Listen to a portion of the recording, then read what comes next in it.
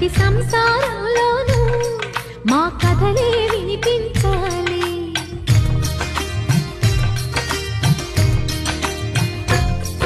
ఆ సిరిని శ్రీహరిని మా జతలో చూపించాలి.